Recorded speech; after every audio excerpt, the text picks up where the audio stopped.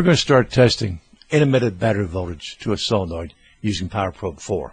We picked this solenoid because we had a P0443, which says we have a circuit malfunction. Doesn't match expected values. This can be caused by a missing B+ or a control circuit problem. In this case, we'll be checking B+. We're making a very good contact here. This is necessary or you're testing this connection. Then we're going to use the clear button to clear the max and min values. So when we start testing, we're looking just at the data for the signal. We started the car, ran it for a while, brought it to a stop, and now we're looking at the data. What we're looking at live is 1232. Suddenly, it drops to 1189. You see on the right there where it was steady before.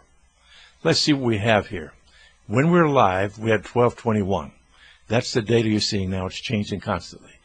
While we had the engine running, it was up at a 14.38. We shut it off to make it easier to test this. So now let's go back and take a look at this glitch and replay it in slow motion. In slow motion, it's still going to be too fast. But let's have a look at it. Things are happening much slower. We got 1234, 1234. That means nothing's happening. We move around to different parts of the wiring harness, trying to find a place where it starts changing the minimum voltage. We're looking for an open circuit here. That's where boom, we saw a small change. Went to 1233, 1231. We're in the area. Now we can home in and try to find the major spot in that area where there's a problem. And as we move around, there's 1189. 380 microseconds it takes to set the glitch. That's 90 times faster than this 30 frames per second video. You could not detect this in slow motion with the camera. It's not fast enough.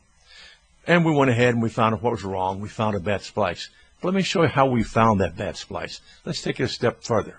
What we're going to do next is we're going to open up the wiring harness so we can flex the specific wire going to B+ to the solenoid.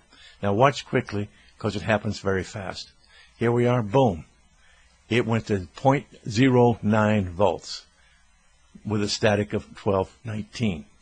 There's where we found our open. We know specifically it's the wire. We found the splice. Now it could have been the control solenoid causing this problem. We don't want to make it too easy. We're going to show you how to use the control circuit later